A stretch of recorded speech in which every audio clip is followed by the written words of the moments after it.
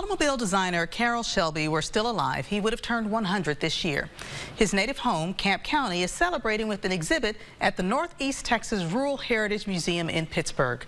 KLTV's Jamie Boyum shows how he's being remembered.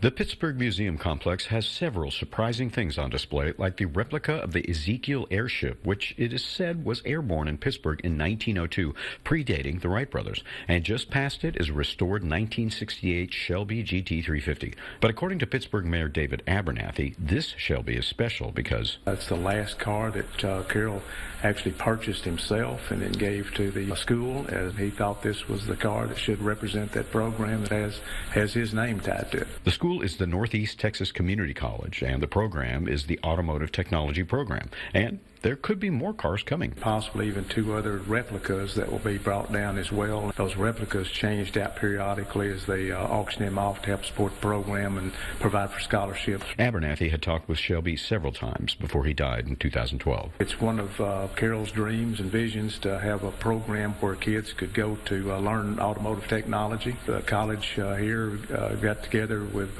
Carroll, and they just made it happen. The mayor says the car was maroon when purchased, and Shelby saw the vehicle restored by students, and he sat in it, cranked it up, and it was just a little before he passed away, so he got to see his envision be materialized. Joan and Bob Snyder from Rochester, New York, stopped by the museum to see the airship and were surprised to see Shelby's Shelby, especially since Bob is building a Shelby Cobra replica back home. You do hear about him when he was in Texas, when he was getting started in racing, and how they say he was a chicken rancher and wore bib coveralls to the races. They have a pair of his coveralls on display, and oddly, the mannequin acting as pilot of the nearby flying machine was wearing coveralls as well.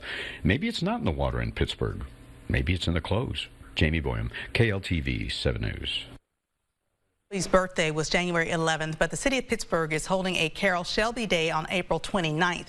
Several Shelby car clubs will have their vehicles on display. They also will unveil a historical marker near Carroll Shelby's gravesite.